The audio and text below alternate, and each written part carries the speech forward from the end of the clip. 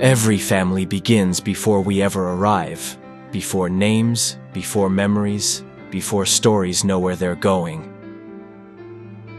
This story begins the way most do, with people crossing borders, carrying what they could, and building something that would last. Well, I am told that on my father's side, they emigrated from Austria to England to Philadelphia and opened a little jewelry store. And I think he and Morris might have worked at that jewelry store. But then the 1929 Depression came, and I heard the store went into bankruptcy. On my mother's side, they came from Kiev to Montreal. Grandma Ray was born in Kiev in 1905. And at that time, the Russian Tsar had a war over with Japan. And they were, the Tsar was conscripting all Jewish, they said, Jewish guys. And to avoid conscription, a lot of them were emigrating, getting out of Russia so they wouldn't have to go fight in Japan. And they were not poor in Kiev. My mother said they had a general store, maybe like a bodega, but they had a store and they always had food. Her mother had a set of pearls. But anyway, they decided to leave and go to Canada. They moved to Camden, New Jersey. They had an Uncle Herman who had a metalworks business in Camden, Herman Cuttler. And it was very successful. During World War II, they made showers for the Army. And in Mount Vernon, when we had that rented house, they sent us a metal swimming pool that just sat on the ground. And we were the only people in the neighborhood with a little swimming pool, which was nice. Everyone came. But her father didn't like it in Camden, so they went back to Montreal. But by then, my mother was 24. Did not like Canada because in the winter the snow came up to your chest when you opened the front door. Well, my mother had one sister, Dorothy. It was a younger sister. I think she was about 7 years younger. And then she had a couple of brothers. She had Joe Cuttler, who was Wendy and Peter's father. She had Izzy Cuttler, who had no children. He lived in Canada. He apparently was married and his wife ran away with some other guy. And for a while he came to New York and he worked at the jewelry store and he lived with us. He lived in the maid's quarters. He taught me pinochle. He was a sweet guy, Uncle Izzy, but he stayed a year or two and then he went back to Canada. And who else there was? Oh, Al Cuttler had one son, Tony, who I'm in touch with. Tony's a few years younger than me and he was in New York a few years ago. He wanted to be an actor, Tony. But his father gave him 3 years in New York, and he didn't make it. So he went back, and he went into the jewelry business, which his father was in. And my mother had just met my father. She finished high school, and of course, girls didn't go to college. So she took a business course where my mother learned telegraphy, Western Union, ... So she learned that, and then she hated it. So she got a job in Philadelphia. She lived in Camden, but it's like just across the river. She got a job in like a Bergdorf Goodman, a fancy ladies' store. And she was a sales girl. And one Sunday, she's in Atlantic City with her girlfriend, walking on the boardwalk around in the morning. And there's Ben Richter with a guy named Wolfie. She knew Wolfie. And they started talking. So there's 2 girls and 2 guys. And after they talk a while, Ben says, "Can we buy you breakfast?" So they said yes. So my mother didn't like Wolfie that much. So she put her arm into Ben Richter's arm. And off they went to breakfast. So then he began to call her. Now, this is the summer of 1929. And then they got married in November. He was 34, my father. That was like ancient. But my mother was 24 or 5. And when my mother told her mother that she liked this guy, my mother said, "Oh, what do you want with that old man? He's 34. But he didn't waste. So then she went with her girlfriends to Lake George in August. And he called her and says, I have a few days off. I'm going to come up to Lake George. So he goes up to Lake George, and she's with 2 or 3 girls. So he ended up having to row them around the lake for a day or two. But then after that, she began to see him a lot. And I think his jewelry store was near the store where she worked. So they had a quick romance, and they married and stayed in Philadelphia in 1929. Then the Depression came, and he lost his jewelry store, went bankrupt. Now, they had a few pieces of jewelry. Whether they hid them, I don't know anything about it. My father never mentioned life in Philadelphia. But somehow they came to New York, he and his brother, and they took a house in Great Neck. They stayed in the same house. They were both married. And they opened in New York City a small jewelry shop, and they had a few goods that they brought with them from Philadelphia. Judy was born in 1935, into a world still finding its footing, and into a family that believed in work, loyalty, and showing up, no matter what. When it came time for their rental to be up, they heard the school system in Scarsdale was very good. So they decided my Uncle Morris went to Scarsdale first and rented a house, and he liked it. So a year later, my father went to Scarsdale. He rented a house at 44 Huntington Avenue, Scarsdale, right next door to the Green Acres Elementary School. And we rented that for 3 years, and then when we were ready to buy, my father didn't like that house, but he liked Scarsdale. So he began looking for a colonial house. The other house was this sort of a German stucco house.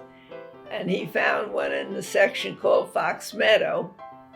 My uncle went and built a house from scratch in Fox Meadow, right near the Hartsdale station. And they became commuters. And I and my brothers were lucky enough to live in Scarsdale from then on.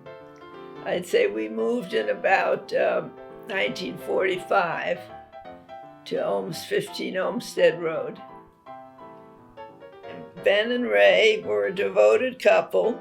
I mean, in those days, he worked 6.5 days a week. Thursday night, the jewelry store was open till 8:30 Thursday night, and it was open Saturday. And my Uncle Morris had asthma, very bad asthma. They didn't have good drugs in those days, so he missed a lot of time from work. So my father was like the mainstay of the business as far as opening and closing and reliability for showing up. And they had 2 windows in the store. One had very expensive items, diamonds and all. So every night that window was cleared of all the goods and put down in the basement. They had a vault. So, and he had the Holmes Electric Company that had to signal when everything was set and put in the vault downstairs. Holmes would make a signal, and then he could leave. So he never left the store till about 6:30, and he made a certain train. He'd get to Scarsdale at 7:10. My mother would pick him up. She was a great cook. She always had a nice meal, but we children ate at 6. We ate, the 3 of us, with our dog Blondie under the table. We didn't have really an eat-in kitchen, so we ate in the dining room. And we usually had a sleep-in housekeeper. And my mother did most of the cooking. She was a great cook. So we had great meals. And by the time my father got home, we were all, finished eating. But if I wanted to talk to him, I usually would talk to him at the dinner table or after dinner. Our life in Scarsdale was terrific. You could leave your bike out on the lawn. It was there the next day. You didn't have to walk your dog. You just opened the door and out he went. You didn't have to lock your car. It was just a great time. We said when we lived in Huntington that we wanted a dog. And my mother figured, oh, that'll last a month and she'll get stuck walking him. Of course, we swore up and down that we'll walk him and we'll take care of everything. So not trusting us, we went to the pound and there was a dog for $1.25. So my mother was very frugal and she bought the dog for $1.25. And for some reason, Blondie did not like black people. And they'd walk by our house to get the bus to White Plains, and he would nip at their stockings. So she always had to run out. They'd come up, ring the bell, and say, your dog just ripped my stockings. So she'd have a supply of stockings there. She'd give them stockings and a few dollars. And finally, Blondie got over that. The three of us adored that dog. Once in a while, my brothers turned on me. They'd want to give me what was called a noogie. Yeah, put the middle finger out. And my girlfriends loved to come to the house. They loved to play with Richard and Fred. So they'd say, well, we want to play at your house. But I knew they were really coming to play with the boys and not me. But I said, fine, you can come. But once in a while, they'd be after me to give me a noogie, but luckily our bathroom doors had locks, so I was pretty fast. I'd have to run up the steps quickly, get into the bathroom and lock the door. That was my protection. So I had to do that. And once my mother broke Fred's front tooth, he was throwing mud cakes at the front door. We had a white colonial house. And she tried to get him to stop throwing mud cakes, finally came in. And she had a yardstick for sewing, a yard, that kind of a yard. And as he's running up the steps, she's waving the stick at him. She hit him in the tooth, and she broke his tooth. No, that was Richard, I think. But anyway, she broke one of the teeth with the yardstick. So, of course, she felt terrible and had to get a cap on the tooth. Oh, and once they took one vacation a year, about 3 weeks in March. They usually went to Florida. And my Uncle Morris, who lived down the street, so he kept an eye on us, and then we had the housekeeper. So one day we hear this whimpering, and it's Fred. He fell out of the window of his bedroom on the second floor. He claims he was spitting, but I don't know, it was a cold day. And he fractured his jaw. So he had to have his jaw all wired up, and all he could do was drink sodas and malted milks and all for a couple of weeks. So my father had to come back from the vacation, and mother, and then they took us to Atlantic City.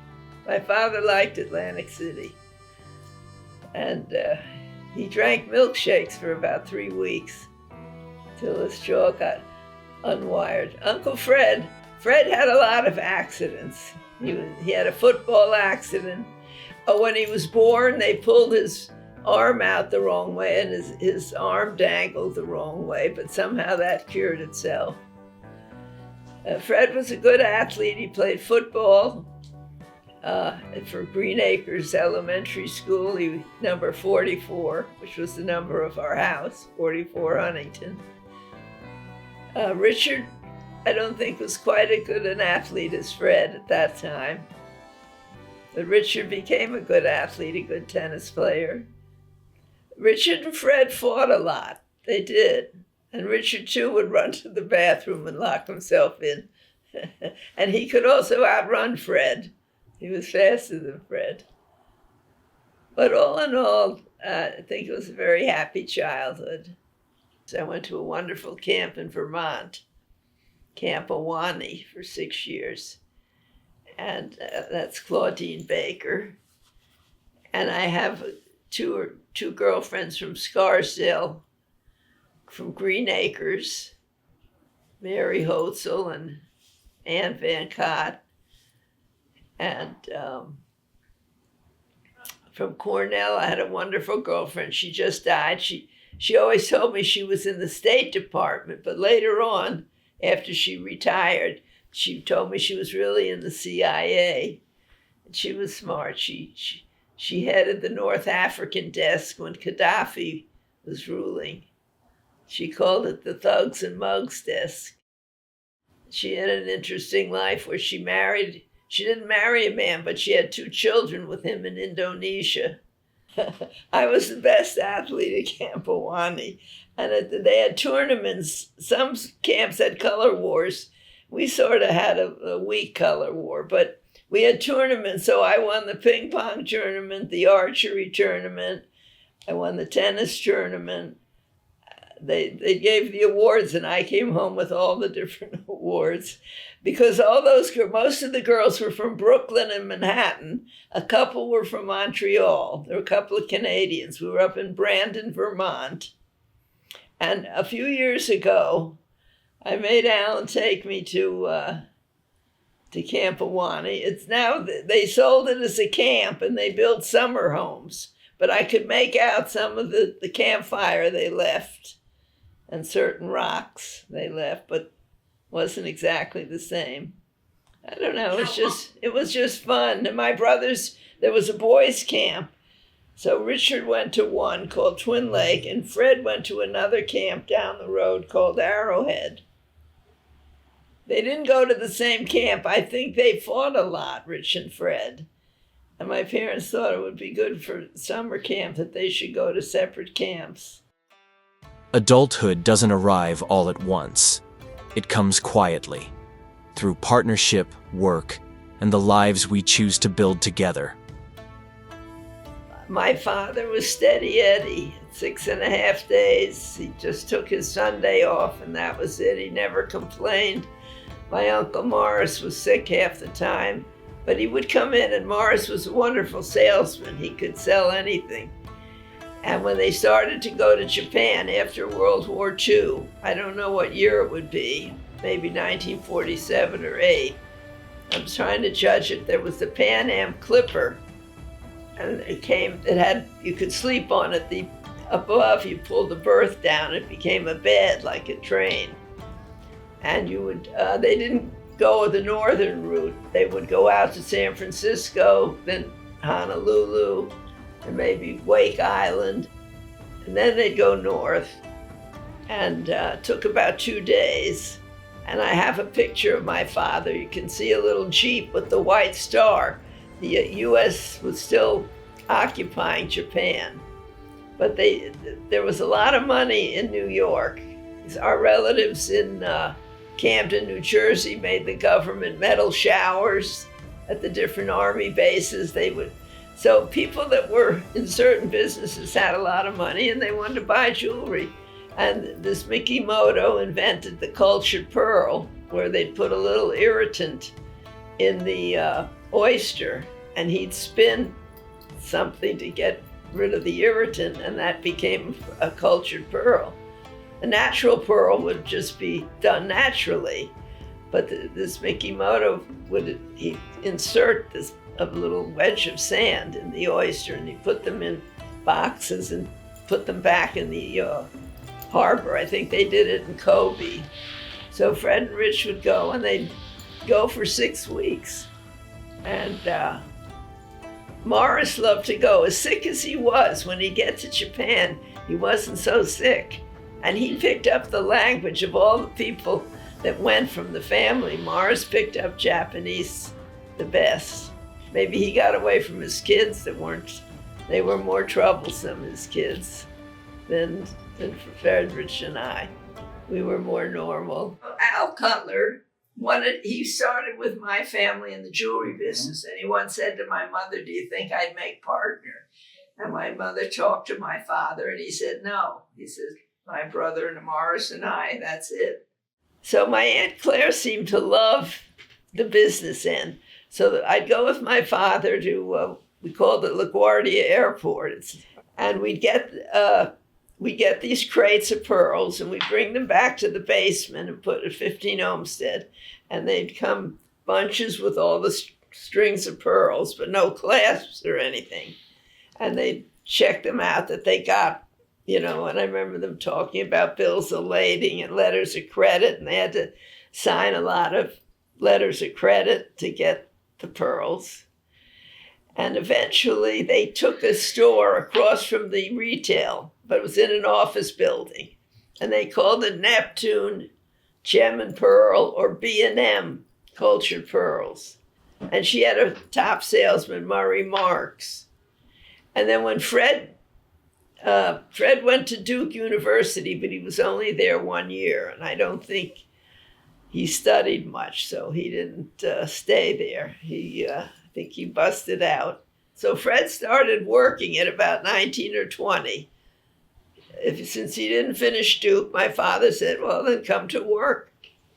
And Fred was very good. He was a very good salesman. People loved him. And he went all over selling his wares.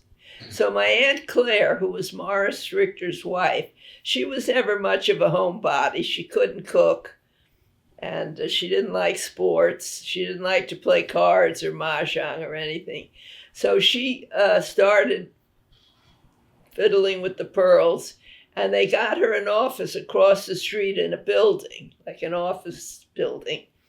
And so we began to ship the pearls there because it became too much to have them in the basement. Then they'd have to take them from our basement to Manhattan.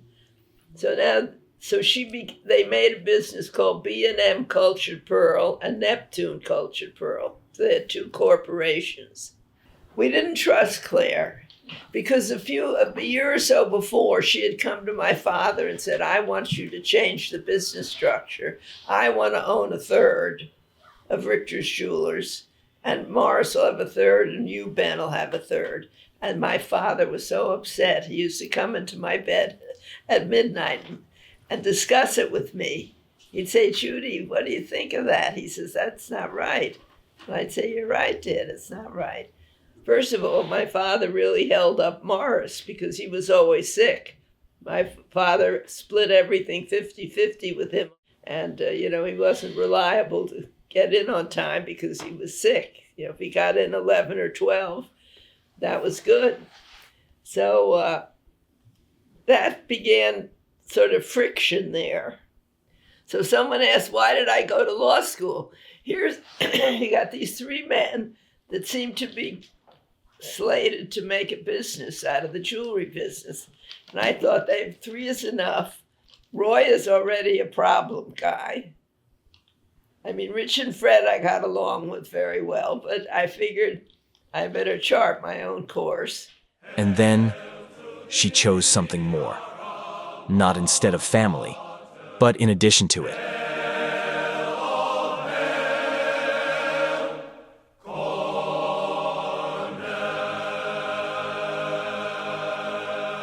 I thought, do I want to go into the jewelry business? I knew my father wanted Richard and Fred to go in, and my Uncle Morris had Roy, a son. He also had a daughter, but I didn't know what she would do.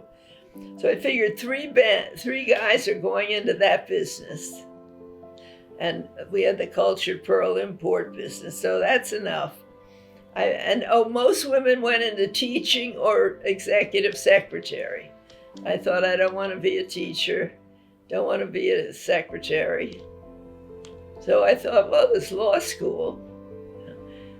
I said, why? At Cornell, you could double register. You could take the first year of law while you were a senior, and it would count towards your bachelor degree. So I thought, let me try law school. If I like it, I only have 2 more years, and I won't waste my parents' money with the third year. I came home Thanksgiving. I said to my parents, I'm thinking of applying to law school. What do you think? We're at the dining table. And it was like dead silence. Nobody said a word. They're probably saying, oh my God, she'll never get married. They just didn't say a word. Okay, then come home Christmas, and I was helping my mother with the dishes, and she says very quietly, if you want to go to law school, Dad and I think it's okay. So I took the exam. I guess they call it the LSAT now.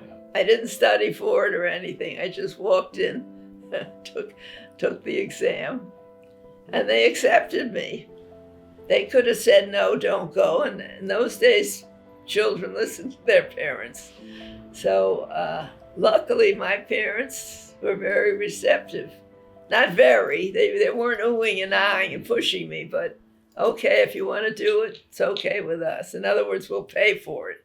In my day, the girl went to college. We used to joke, for her degree was the MRS. She was supposed to get the MRS.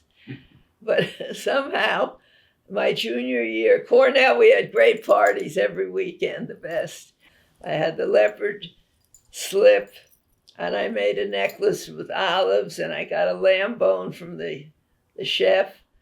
Anyway, we had great parties, but around November of my junior year, or maybe a little before, I said, there's no boyfriend on the horizon. I was having a great time at Cornell, but I wasn't going with anyone.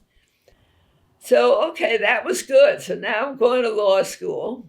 So senior year, I lived in the dorm, so I was with all my girlfriends, but I had to walk to the law school, which was a little further walk. But we had meals in the dorm, so I came home for lunch because I wasn't going to waste my parents' money. They paid for lunch. That was like a 20-minute walk. Then I'd go back to the law school and study because it was quiet. Sometimes I studied in the College of Arts and Sciences library. It was only halfway. And it was pretty cold at night, and it got a bad winter there. But it's a beautiful area. And I had a good time in law school, studied hard. There was a Norwegian fellow that I was very friendly with. He invited me to come to Norway when I graduated. I thought, no, not interested in living in Norway. And I could see I would have missed my brothers and family. And at graduation, Fred came. Fred came with his wife, Pat, and my mother and father. My father came once the whole 6 years I was at Cornell. The freshman year, they had a Father's Day around May.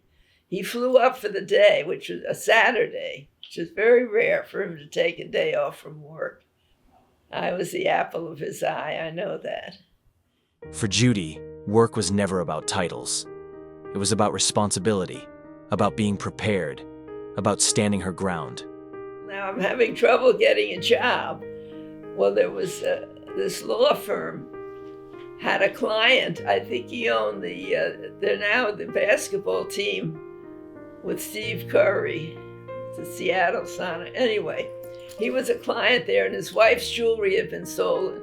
So they called my father. They needed estimates of the value of the jewelry.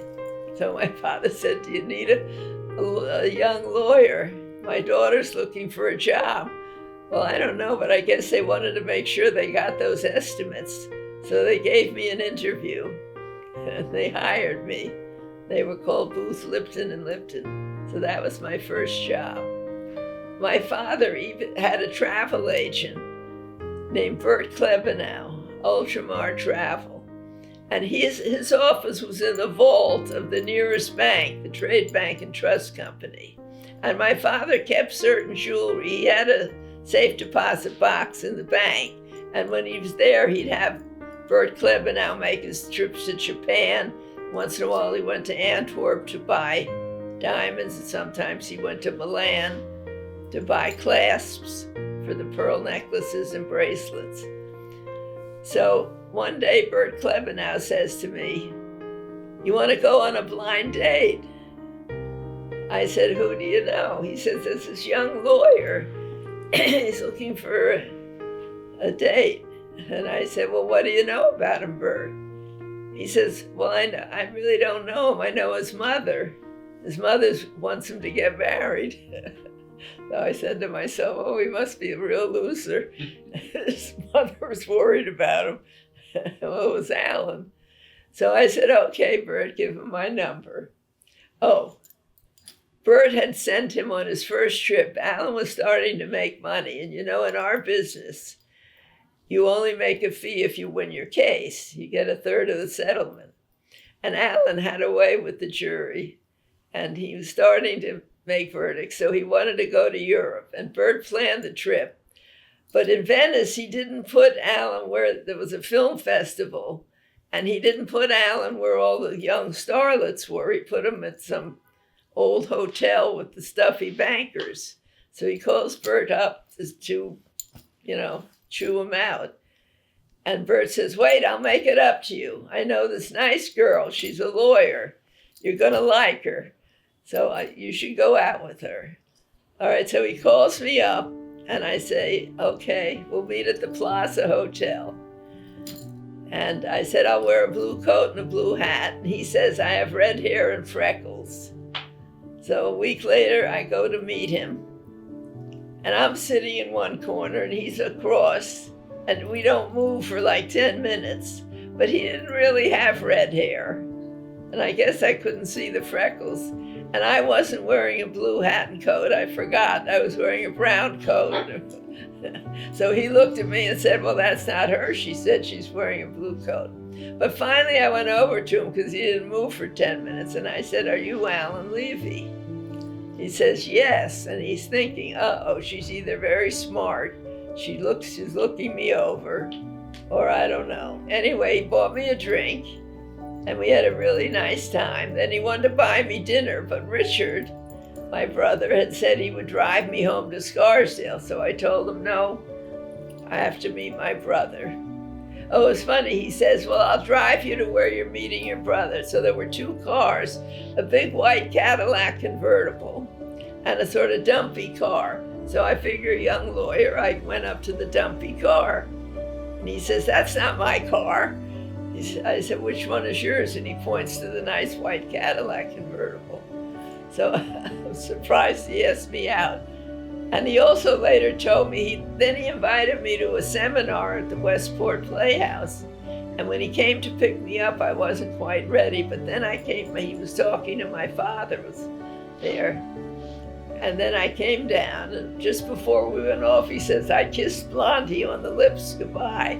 He said that revolted him. It was funny. Alan went to a lawyers convention in Hawaii, and he invited me. We were only dating a couple of months, and he said, I'll pay all your expenses. You can have your own room. So I said to my father, this guy that I've been dating wants to take me to Hawaii. I have my own room. And he said he'll pay for the trip. And I was a lawyer then. I was working for this firm. And my father said, what are you, a common prostitute? And my father thought it was terrible that I would even consider going away with a man where he would pay all the bills. And he came out with that comment. So of course I didn't go. The minute he said that, that was off. When Alan came back from that trip, he called the travel agent, Bert Klebanow, to say something about the trip. And Bert said, hey, did you hear that Richter girl got engaged? And he nearly dropped. He said, couldn't believe it. Richard introduced me to a guy he knew from the City Athletic Club. And I got engaged to this guy in 5 weeks. And he was always criticizing me. He didn't like this blouse. He didn't like this, didn't like that. And I said to myself, my father never criticized me. Alan Levy never criticized me. I said, this guy's a creep. I made this dinner one night for him of meatloaf. And he said, where's the gravy? I said, there's no gravy. He says, well, I can't eat meatloaf without gravy. I said, but the table's all set. The champagne is on the table cold. He says, no, we're going to have gravy. And by the way, he made a good gravy. He took onions. He sauteed them in butter. He took a bottle of ketchup, put it in the pan, heated up the ketchup with the onions, and put it on the meatloaf. Well, I went home that night, and I said, I'm not marrying this guy. He's too bossy. I said, no. I said, he could have had the meatloaf, and we would have had the gravy another night. I said, my brother's never bossed me. My father never bossed me. This man is not for me. And that was the end of Bob Hirsch. Alan used to laugh. He called it the meatloaf story. Wait, there's another Bob Hirsch, and there's another meatloaf incident with him. Oh. One day we go to a restaurant, and I clean my plate. I always clean my plate. So he said to me, why did you clean your plate? I said, I always clean my plate. He says, no, it's bad manners. You're supposed to leave a little food on your plate. And I said, who said that? He says, Amy Vanderbilt. She wrote a book on manners. I said, well, Ray Richter wrote a book on manners, and you clean your plate. There were starving children in Europe. My mother never let us leave food on the plate. She was from a poor family when they got to Montreal from Kiev. But anyway, a year and a half later, we got married, July 1st. Oh, but my father died that coming November. Alan came up and paid a Shiva call. I didn't know Alan that well. And Claudie was there, so he drove Claudie back to New York. But he said to me, if you ever, what did he say? Was I dating Bob Hirsch then? He said, yeah, I think I was still dating Bob Hirsch then. He said, if you ever break up with Bob Hirsch, call me. Now, I broke up with Bob Hirsch in early December. I didn't call Alan, but then I met him in court. And I said, I'm not engaged anymore. So he said, what are you doing New Year's Eve? Well, it turned out he went to Florida and he was having such a good time, he never came back New Year's Eve. So that New Year's Eve, I stayed home. But Bob Hirsch had 3 parties to go to, and I told him I'd go to one of them with him, but I wouldn't go to all 3. And he said, well, it's all 3 or nothing. I said, okay, it's nothing. So that ended Bob Hirsch. Then Alan was supposed to come home for New Year's. He didn't come home. He stayed in Florida. But then he started calling me all the time in January, and we got married July 1st. And why did we pick July 1st? Because there'd be no trials. July and August, the judges took their vacations, so he knew we wouldn't get called for a trial. Judy married Alan in a year marked by both joy and loss. Grief arrived, and love followed close behind.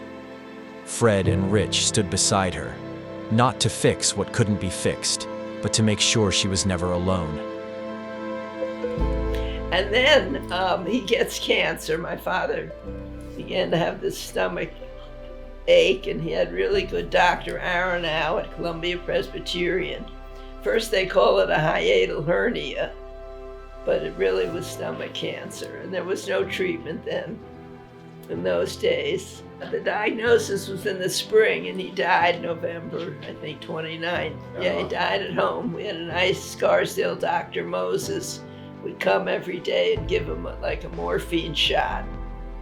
And the last few days we had a nurse came to the house, I think at night. And he died in his bed at home. And we had a very nice Scarsdale Dr. Moses, I said that. And Morris was always the sick one, and we all marveled that here Morris is sick, so sick, and my father dies first. Well, Morris was really distraught because they were like 2 peas in a pod. So his asthma kicked up, and Roy was going to go to Paris for some reason over New Year's. He gets on the plane, he gets to Paris, Morris dies. He dies December 31st. He just had an asthmatic attack, and he couldn't get better. And we always thought the 2 brothers, he couldn't live without Ben. It's like they were so close. So Roy comes back, and now it's Roy, Fred, and Richard, and they didn't get along that well. There was Claire, who she ran the wholesale, and the 2 men were dead. They ran the retail. So the accountant, how to divide up the businesses. The accountants and the lawyers said, look, we're going to have a closed bid. Each woman will make a bid for the business she wants. And that was agreeable, that they'd split up the 2 businesses. I mean, Fred was already basically running the wholesale, and Richard was sort of running the retail. And Roy was in and out. He couldn't make up his mind what he was doing. So he kept saying that Ben held me back, and he sort of got into, he wanted to get into a business where he manufactured jewelry. Well, that was totally something different.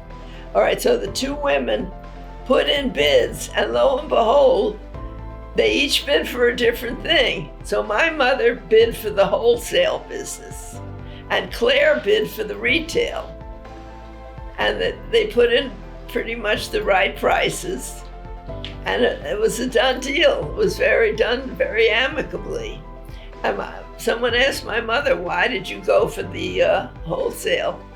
And she said, oh, well, they'll work better hours. She said, men always work too hard. She said the retail was just too hard. And if they can make a living with the wholesale, it's a better life. They have weekends off, and they don't, they can leave at 5 at night. They don't have to work till 6:30. And Claire had in mind that she's such a whiz with the wholesale that she'll run the retail and she'll open her own wholesale the next week, because they didn't put a non-compete clause. My mother didn't want to, because she thought maybe someday they might want to open a retail somewhere, maybe in Westchester or something. So lo and behold, it was an even exchange with almost no money passing. And actually, I was the only one. They didn't have enough cash. They were going to pay me out in cash, but they really didn't have enough cash for what was supposed to be my share.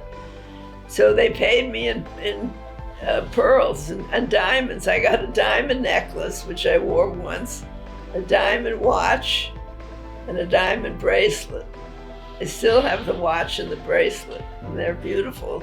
I don't have a life that requires it. But now Richard is in the pearl business, but deep down, I don't think there's a question in there. You ask, how did Richard switch to real estate? I think he just liked real estate. He married Lorraine. They moved to Greenwich. He bought this old barn. He converted it to a house.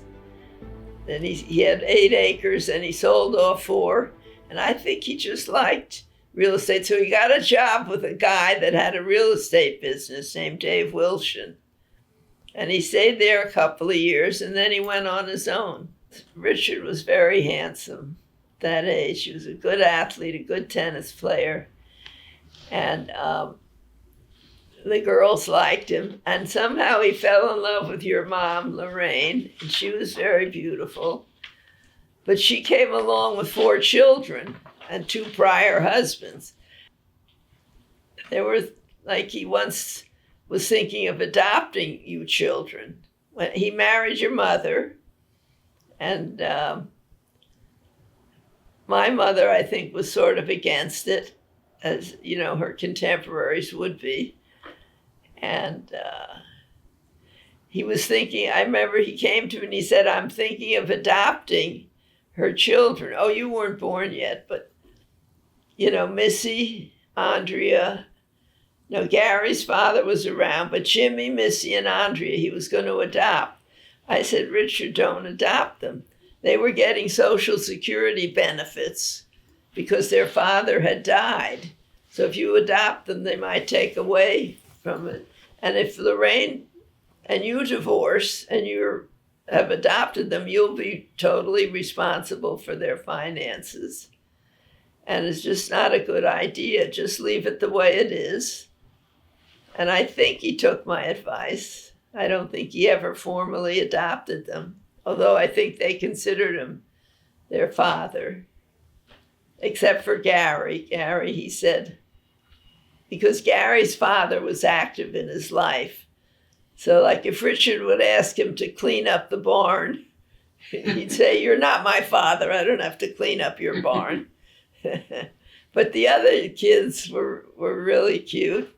And he loved all of the children. Richard was a softie. He loved children and animals. And like Storm and Blaze, I said, why did you buy 2, Rich? He said, well, they were brothers. And if I took one, I'd be taking the brother away from the other brother. So I took both of them. One day your mother came home with a monkey. And Richard said, oh my God, we got 2 dogs, Storm and Blaze, and a couple of cats. We don't need a monkey. And they had a cage, but the monkey used to get out of the cage and poop around the house.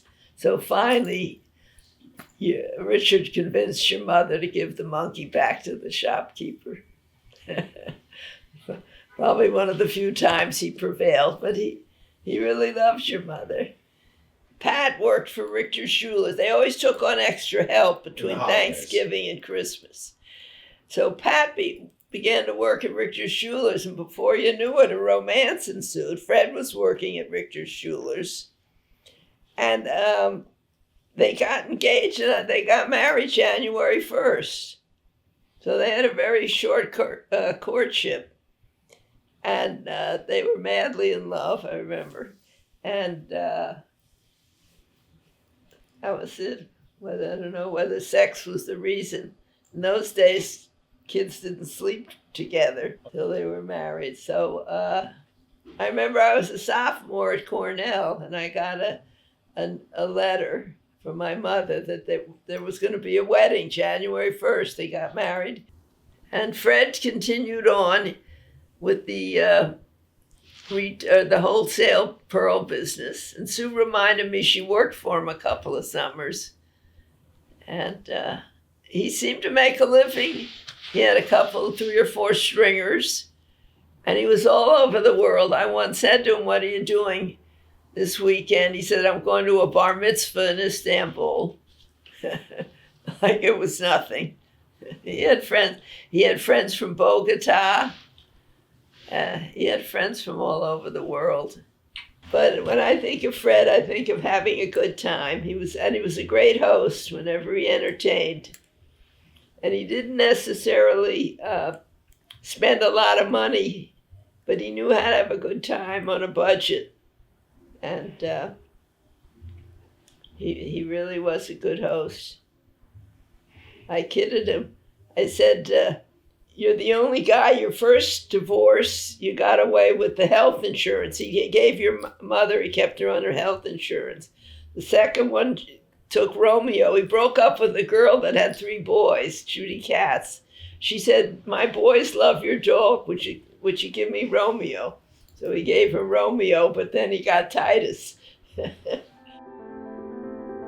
A life is not measured by milestones alone, but by movement, curiosity, and who you walk beside. We had a 5-week honeymoon, which Bert planned. Oh, wow. We went to the French Riviera, then we went to Israel for 2.5 weeks, and we went to Copenhagen for a week. And we got lucky.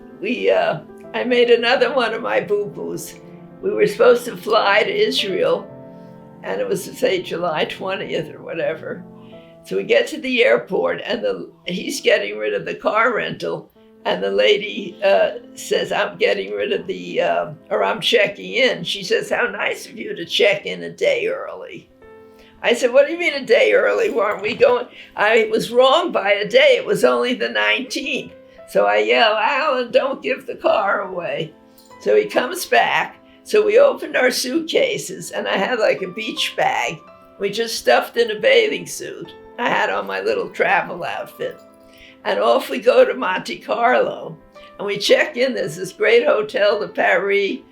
And we check in, get a room, go to their swimming area. It's not really a beach, but we had a nice day. Then we go down for dinner around 8. Well, nobody there eats at 8. And we weren't dressed that nicely, so they put us way in a far corner.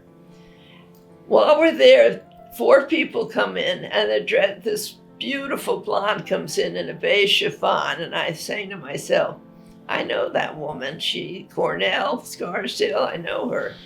And then right behind her is a shorter guy with dark hair and a mustache. I said, "Oh my God, that's Princess Grace."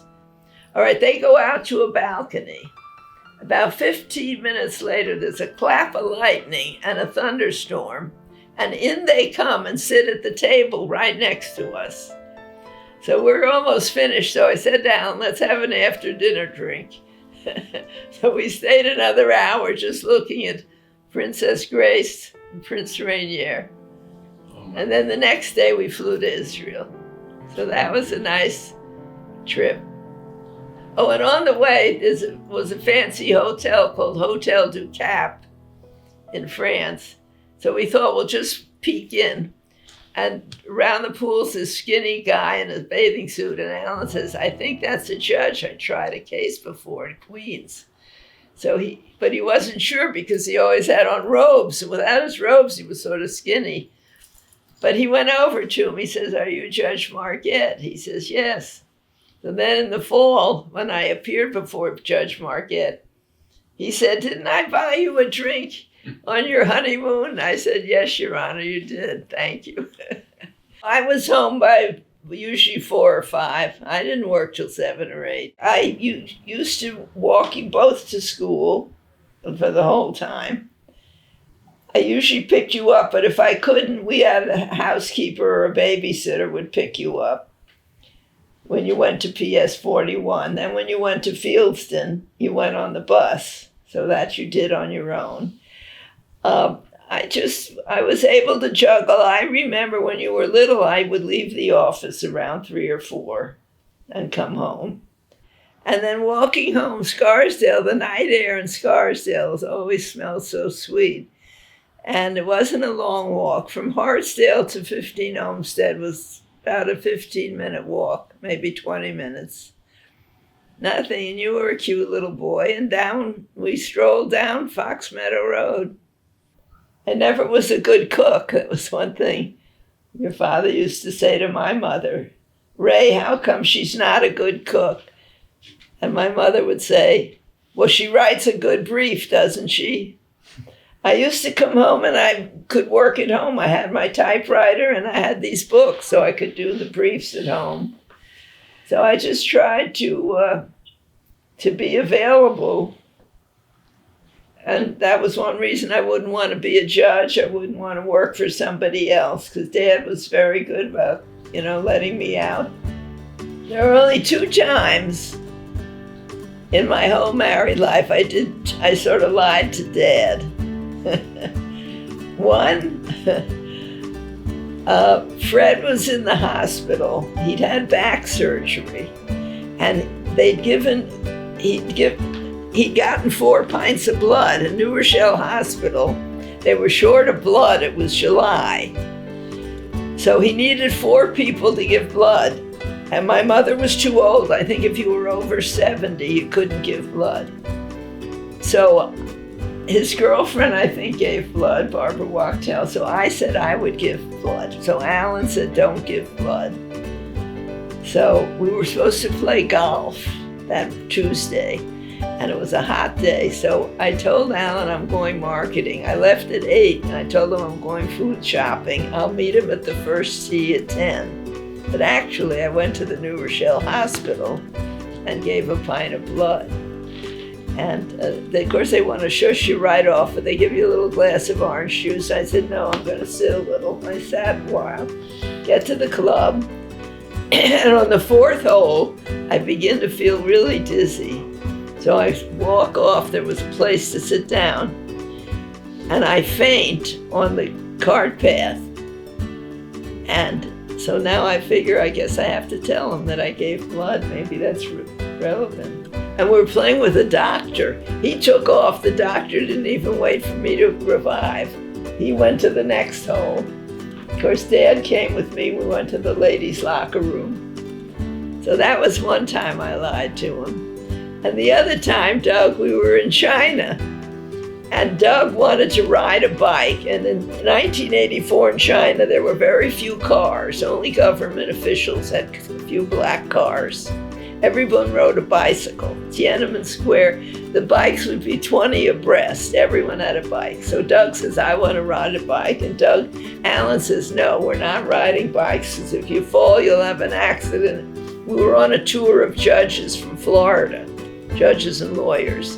And we were the only Jews on this trip. And Alan didn't want us, to get into any trouble.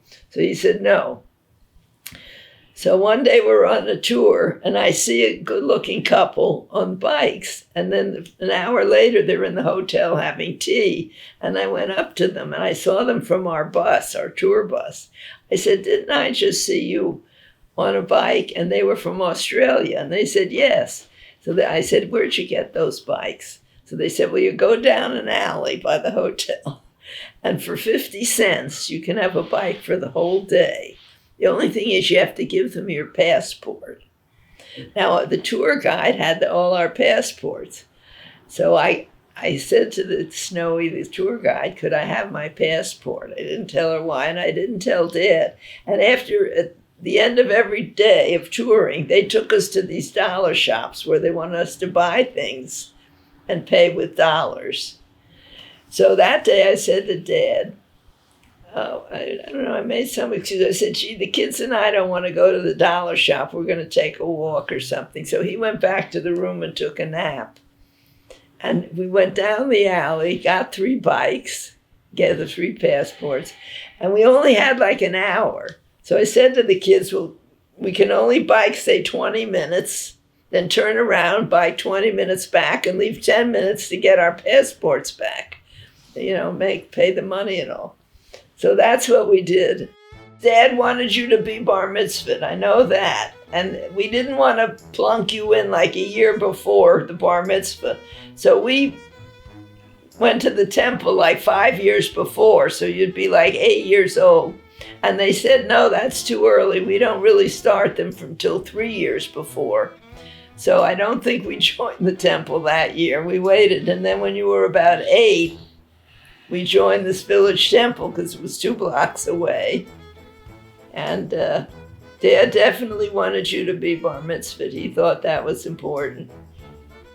Doug always laughs. One day there was a lot of drugs going around in Greenwich Village, and there was an ad on the radio that said, do you know what your child is doing? It's 10 p.m. Do you know where your children are? So one day, Doug is at the front door. He's about 16, and I don't know, he forgot his key or something. So and he was giggling. So when I opened the door, I said, have you been smoking pot? He says, Mom, what are you talking about? I said, well, on the radio, they're talking about all these drugs and things.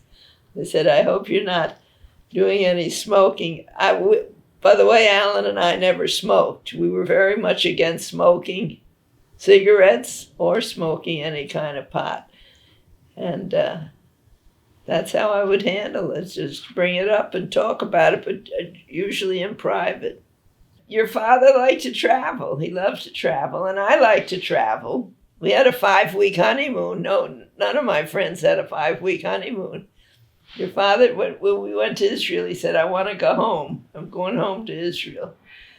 But he just liked to travel. The Kenya trip, we had a case. Our client got gored by a Cape Buffalo at the Kikarock Hotel. So we had to investigate that. Well, that probably was our most interesting case. We had to hire a lawyer, and in England, they don't have the contingent fee. You have to pay by the hour. But we hired a lawyer in Nairobi, and he started a case against the block hotels. Then the fellow had to come for a deposition, the American corporate executive. And he said, no, settle the case. So we settled for a small amount. Very often, if he wasn't on trial, he would say to me, here, he hated to carry things. He'd say, here, carry my briefcase. And I'd take the bus. So I'd have his briefcase, and I'd see him walking down. And it would be like a 40-minute walk from here to 160 Broadway. And I'd see him talking to himself. He's probably practicing a summation or cross-examination. Preparation is everything, really, in these trials. You don't want it to look like you've prepared, but your summation, your cross-examination, if you can, it's all prepared. So, of course, sometimes the judge, like in the case with the alley, the bowling alley lacquer, the judge didn't want to let in our expert. We had a chemical engineer, but he said, what experience does he have with bowling alley lacquer? So he didn't have any, really. So he wasn't going to let him testify. Well, without him, we lose the case. You have to have an expert testify that the bowling alley lacquer with a spark can ignite. So Alan kept questioning, and even the judge questioned a little. And finally, it turned out that he'd done some work for the government at a firing range in New Jersey, in Piscataway, where the bullets would hit. And he went into all that. And finally, the judge said, all right, he's qualified, because he'd done some experiment with bullets or something. But that's a problem. You think you have a good expert, and then the judge doesn't want to let him testify. That can be a big problem. You never know. You think you've prepared your case, and then the judge says no. Then you've got an appeal on your hands. That's another few years. But funny, at Old Oaks, which is my fancy country club, everyone reads the Times. But Alan would come in with the Post under it. So one day, one of the club members says to Alan, Alan, how come you always read the Post? Everyone here reads the Times. And I was saying to myself, what's he going to say? He says, I read what my jurors read. Well, actually, Dad and I were different. Most of the cases, when they first came in, I said, oh my God, you're going to take that dog? You'll never win that. And he'd say, you're nothing but a closet defendant.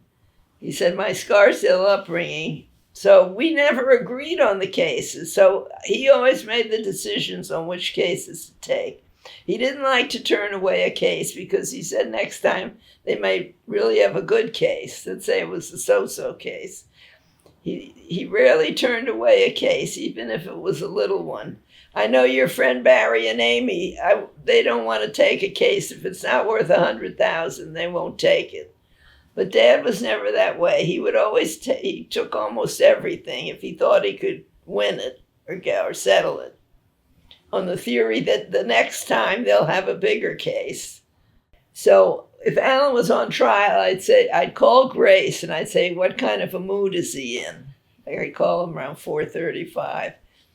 And if he was in a bad mood, I'd say to the kids, leave Dad alone. And when he was on trial, I always fed the kids early. And so when he came home by 7, when he was on trial, he never got home before 7. He would eat peacefully. And I told the kids, one thing, this apartment was good. They could stay in their half, watch TV. Alan could come here and read his paper and think about what he was going to sum up or do the next day. And if he wanted to see them, he did. But sometimes, he really didn't want to. So this apartment was very good for that. Clients were always appreciative, and they would usually come in with a gift. Alan used to tell the story about Aunt Rose. One of his first cases, he settled for his Aunt Rose. And she came in to get her money, and he explained the fee. And she said, what fee? She says, I brought you a box of chocolates, and I expect all the money. And he said, no, Aunt Rose, I'm a lawyer, and I have to have a fee. She said, but I'm bringing you chocolates. And he said, but I have to have my fee. So some people, not everyone understands. I guess she thought because she was the aunt that she didn't have to pay a fee. Alan wanted them both to be lawyers. Actually, Sue wanted to be a teacher. I think she wanted to be a university professor. But Alan said, no, go to law school. He pushed her. I married Alan, he was 31. So as he got near to 34, I said, if you want to join the club, you should join this year because you'll save a big initiation fee. And by then he was starting to play a little golf. And it bugged him that he couldn't hit a stationary ball. He said, softball, you're hitting a moving ball. Golf should be simple. But when we went to a driving range, he kept missing the ball, even though it was stationary. So the golf bug bit. So between his law practice and playing golf, that was it. He'd play 18 holes, then he liked to go out sometimes for another 9 at 4 o'clock. So I played tennis in the morning. I'd go out and play 9 holes at night. Then we'd have dinner and go right to sleep. We were exhausted. Oh, we played golf in Israel. There was one golf course And I took a shortcut at the end of one green to get to the next hole. And I got the golf cart stuck in the sand. And we had to carry our bags in from 13 to 18. I said if he didn't divorce me then, I was okay. It was a couple of times when I said, oh, if he didn't divorce me, that was one of the times. After we went to Kenya, first we did Israel, then we did a week in Kenya, then we flew to Athens and we got on a 5-day cruise. And in one of the islands, there was a golf course. So Alan and I played golf in Crete. And Doug and Sue, we left with someone. They were going to the beach, so we let them go to the beach with that couple. Normally, I didn't leave them. In Kenya, Alan got an invite to play golf, and then he played alone. He went with these businessmen, our travel agent in Kenya. But I stayed with the kids. I didn't want to leave them in Kenya alone. And Doug got so mad at me at night. They said, take a taxi because there's a lot of crime in Nairobi.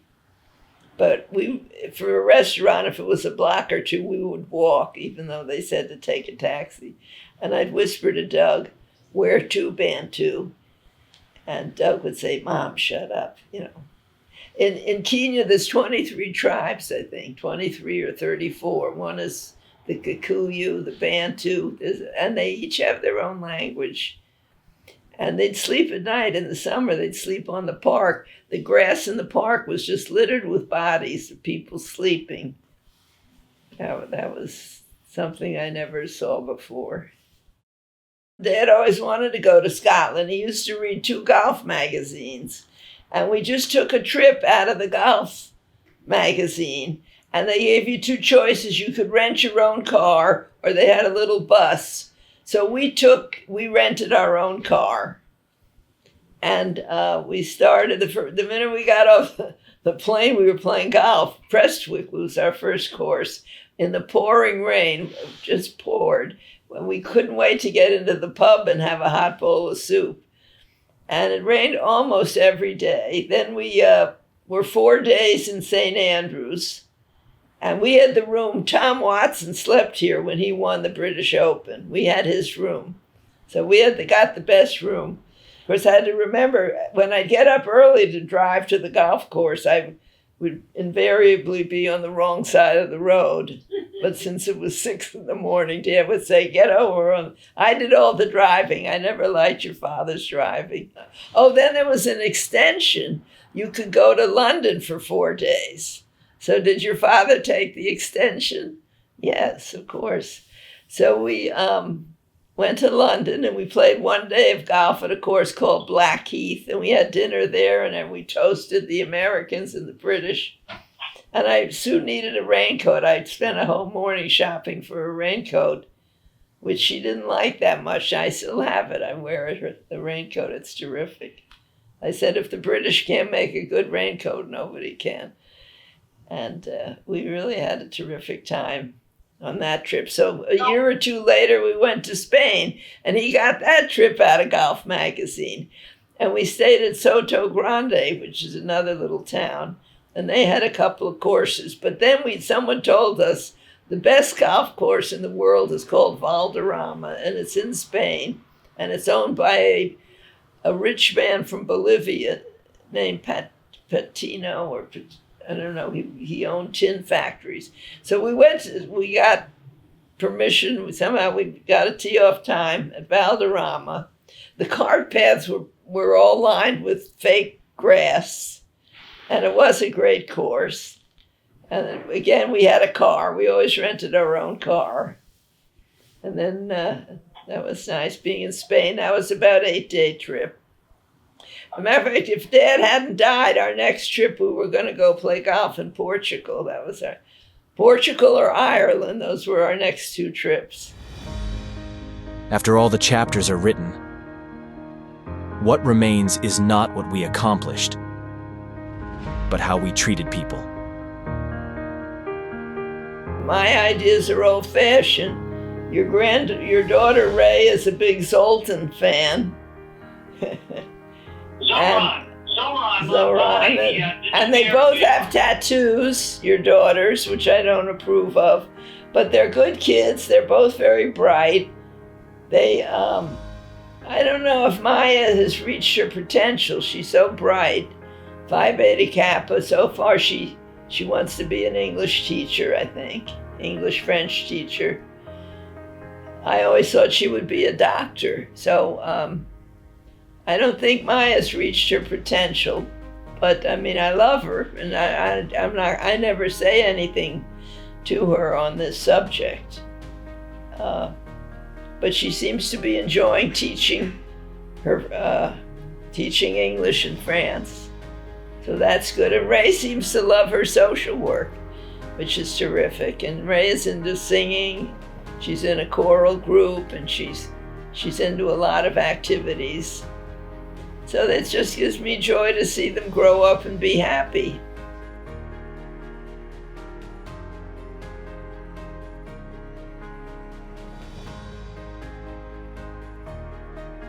Well, we have a great relationship because we just do. I mean, we don't always do things the same way, but we're there for each other, and you're always there helping me with the computer. I'm not very computer oriented, but yes, we have a good relationship. I would tell Doug to lighten up. Doug has held a grudge against you because you once kept him late for a golf date, and that's wrong. No one should hold a grudge so long. It's not good. It's not good for your soul. As a parent, you really should be ready. I wouldn't rush to parenthood. If they're starting careers, they should try and stay in their career for as long as they can get their feet on the ground, because you want to give a lot of attention to your career to get it going. And then they can start on parenthood. All this stuff about, family, what do they want to have, what is Zoan wants to have family care, 100% family care. The mother should stay home, take care of the baby if she can, until they go to school. But if not, and if they have to go to some kind of daycare.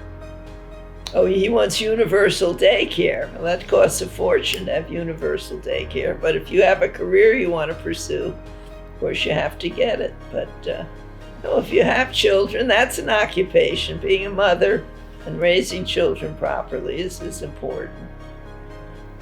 I don't know if you can advise on being a good kid, but if you see that they're doing something that's not good, you should call it to their attention, not necessarily in front of other people, but in private, and explain to them why what they're doing isn't a good idea, and that they should, maybe try and do it a different way.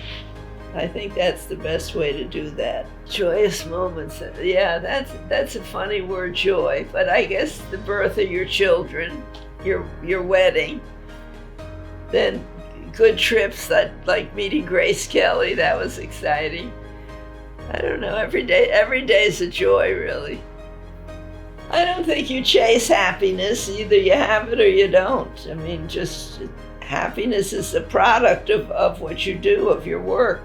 So again, work hard, play hard, and you have happiness. Well, Alan had a few sayings. One was poverty is a great motivator. And another one was the green salve cures all. A lot of times when these cases would be going and they were difficult and all, but once he'd settle it, he'd say, the green salve cures all. What does that mean?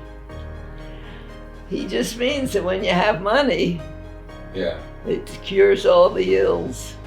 Judy, is there anything you think that the world could use a little more of?